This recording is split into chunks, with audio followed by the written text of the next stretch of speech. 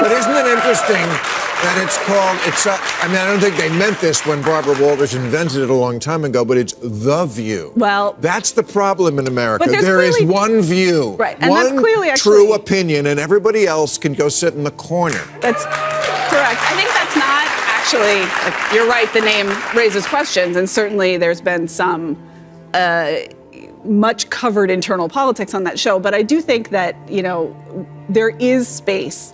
Even that show does have space. When Whoopi said what she said, there was quick pushback from other panelists. They were like, I don't know. Actually, I think that might not be right. That's it. Yeah, I got bad news for you. They don't have a monopoly on stupid. You wear Queers for Palestine t-shirts and masks 2 years after the pandemic ended. And you can't define woman, person who menstruates. You're the teachers' union education party, and you've turned schools and colleges into a joke. Bill Maher, the outspoken comedian known for having little patience for self-righteousness or heated daytime TV debates, eventually turned his attention to what he viewed as Sunny Hostin's surprisingly inconsistent viewpoints. Across several episodes of Real Time with Bill Maher, he openly criticized Hostin and the panel on The View, arguing that their political rhetoric deserved closer scrutiny. His remarks clearly struck a nerve and sparked strong reactions from the show's hosts.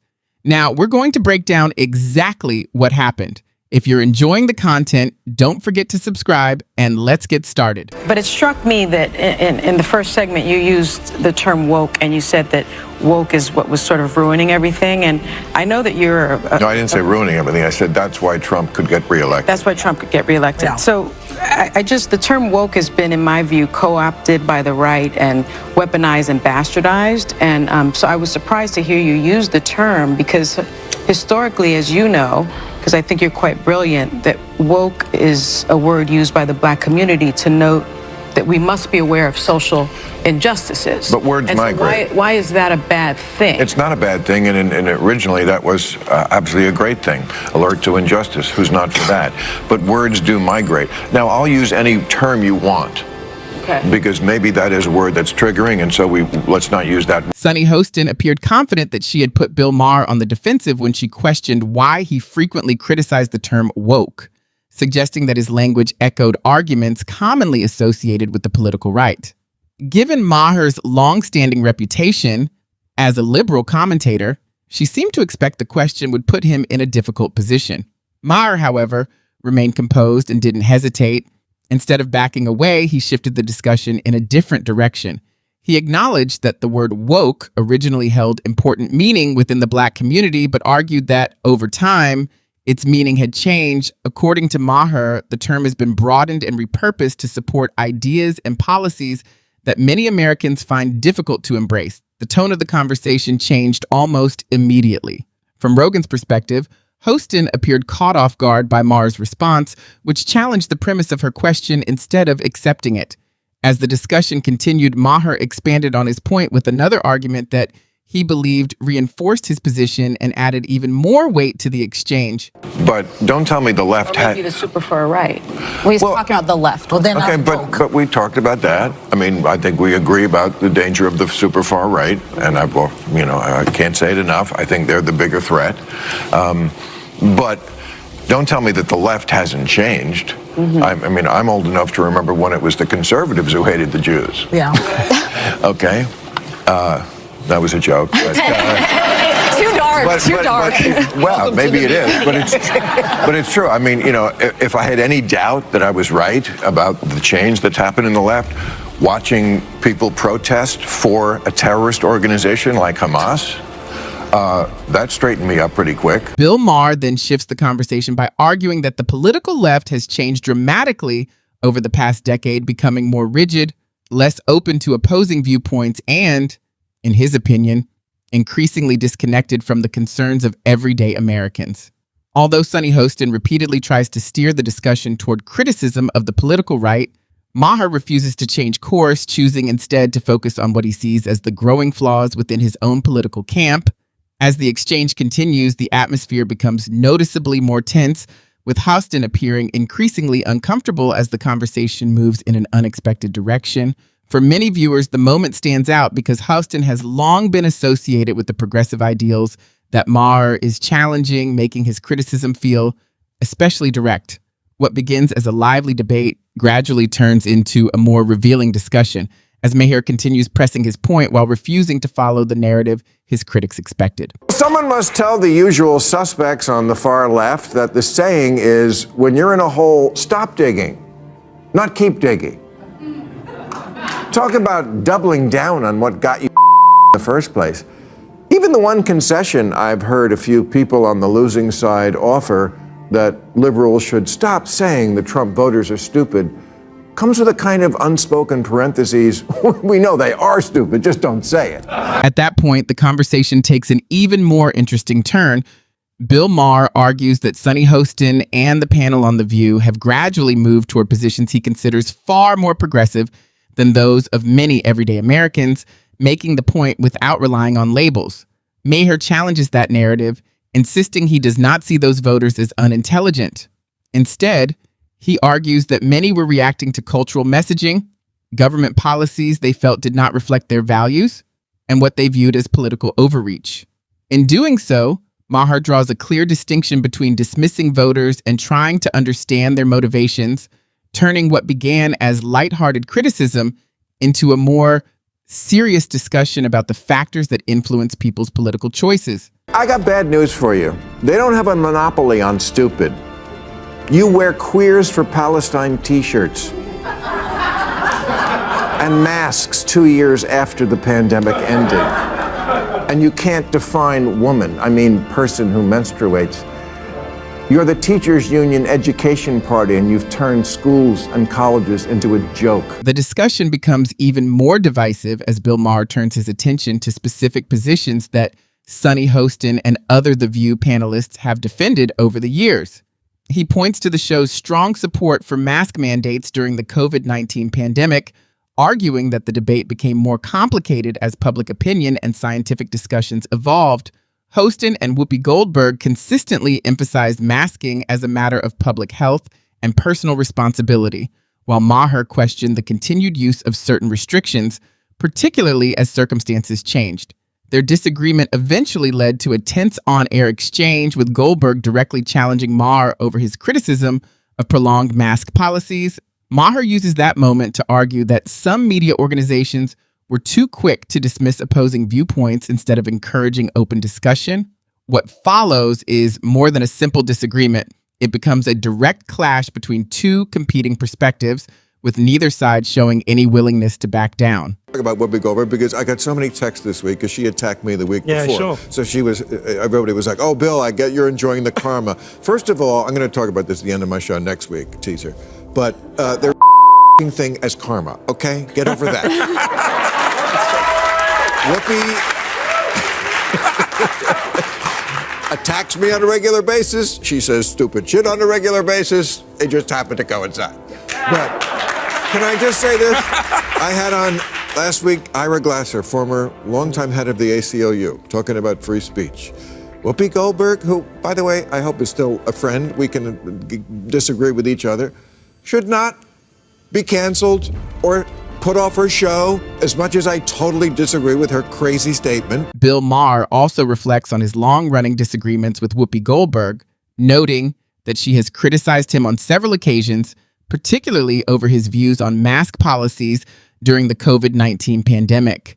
While he strongly disagrees with many of her arguments, Maher points out that he has not always responded by calling for consequences beyond public debate. He brings up the controversy surrounding Goldberg's comments about the Holocaust, which led to her temporary suspension from The View. Despite disagreeing with her remarks, Maher argued at the time that suspending her was an excessive response and that open discussion was a better approach than silencing someone. He uses that example to make a broader point about consistency and free expression, raising the question of whether those who support consequences for people they disagree with would extend the same principle to themselves if their own views became the target of public backlash. In Maher's view, defending free speech is most meaningful when it also protects those with whom you disagree. But isn't it interesting And it's called, I mean, I don't think they meant this when Barbara Walters invented it a long time ago, but it's The View. Well, that's the problem in America. But there is one view, right, and one that's clearly true opinion, and everybody else can go sit in the corner. That's correct. I think that's not actually, you're right, the name raises questions, and certainly there's been some much covered internal politics on that show, but I do think that, you know, there is space. Even that show does have space. When Whoopi said what she said, there was quick pushback from other panelists. They were like, "Oh, I don't know. Actually, I think that might not be right." That's it. Maher argues that if someone regularly watched The View, they might notice a pattern that is easy to overlook at first. Although the program presents itself as a place where different opinions can be heard, he believes most of the panelists often arrive at the same overall conclusion, even if they express it in different ways. In recent years, Alyssa Farah Griffin has stood out as the panelist most likely to challenge the prevailing viewpoint and offer a different perspective. Even so, Maher suggests that her role can sometimes feel more symbolic than influential, as her disagreements rarely alter the direction of the discussion. He draws a comparison to CNN contributor Scott Jennings, who is frequently seen as representing the opposing side, but seldom changes the broader tone of the conversation. From Maher's perspective, this raises a larger question about whether programs that promote themselves as balanced discussions truly provide audiences with a meaningful range of viewpoints or simply create the appearance. It wasn't 21st century that prevented a woman from being president. It was the Electoral College. Democrats run for office as if the voters don't live here, as if they don't go to the grocery store and Starbucks and the office, but they do. They live here, and they actually see women and people of color, and it doesn't look like some patriarchal racist nightmare. Do problems remain pertaining to racism? Of course. But a poll last year asked, if America is the greatest country in the world, more blacks and Hispanic Americans agreed with that than the white progressives. It asked if racism is built into our society. White progressives agreed with that at higher levels than black and Hispanic people. It asked if government should increase border security. Same result. Hispanic Americans are less okay with illegal immigration than whitey. Bill Maher argues that despite polling data suggesting a range of public opinions, the hosts of The View continue to approach many political and social issues primarily through the lens of identity, emphasizing factors such as race, ethnicity, and group affiliation. In his view, this framework often places greater focus on outcomes than on the processes that lead to them, with unequal results frequently interpreted as evidence of broader systemic problems. Maher contends that this perspective can oversimplify complex issues by placing people into broad categories instead of evaluating them as individuals. He also questions policies that give significant weight to identity in areas such as hiring or admissions, arguing that they can raise concerns about fairness and merit. Critics of this approach believe it risks creating new divisions while attempting to address old ones, whereas supporters maintain that these measures are necessary to correct long-standing historical inequalities. As a result, the debate remains deeply polarized, with both sides holding firmly to their positions and showing little sign of reaching common ground. The votes are in. They don't want your pity. And black people can't afford to indulge rich white people's need to endlessly flagellate themselves. They just want prices to go down and good jobs and the police when you call them. Black people, they're just like us. Maher and others who share his perspective argue that the central issue is not how to create policies aimed at specific groups, but how to build strong institutions that provide opportunities for everyone, regardless of race or background. Their reasoning is that when the economy is healthy, jobs are available, communities are safe, and public services function effectively, the benefits extend across society rather than to just one segment of the population. They believe that most Americans, regardless of their political views, are looking for many of the same things: stable employment, economic security, safe neighborhoods, reliable public programs, and the freedom to pursue their goals without unnecessary barriers. From this viewpoint, economic hardship and public insecurity affect families, workers, and businesses alike, making broad-based prosperity a more effective long-term objective than policies focused primarily on individual groups. Supporters of this approach argue that strengthening the foundations of society ultimately improves living standards for everyone, and reduces division by addressing shared challenges instead of emphasizing differences. Kamala spent 100 days telling voters, I know it feels like crime and illegal immigration are bad, but feelings, look at this chart. Yes, there's a lot to not like already about the new regime, but maybe take 1 week to ask what you did wrong. The basis for Democratic campaigns has become, we're the smart people. That we know from the get-go. No need to look into that. We know that a priori, which is a Latin phrase the Red Hat people wouldn't have a clue about. But they don't need to. Have you seen my "In this house we believe" lawn sign? See, it says right on it, we believe in science. Right, which is why you demanded no one even debate whether COVID could have escaped from the one lab in the one city where they were studying it. How far-fetched. Maher distinguishes himself by directing much of his criticism toward his own political side rather than focusing solely on conservatives, making him an unconventional voice in these discussions. Whether viewers agree with his conclusions or not, his exchanges on programs like The View highlight the challenge of balancing ideological conviction with the need to persuade people who hold different opinions. Ultimately, the larger question raised is not simply who won the debate, but whether progressive platforms are genuinely open to internal criticism and meaningful disagreement. Without that willingness to entertain opposing perspectives, Maher argues, any political movement risks becoming the very kind of echo chamber it claims to oppose. That wraps up today's discussion. If you enjoyed this video, be sure to like, subscribe, and turn on notifications so you don't miss future uploads. Thanks for watching, and I'll see you in the next one.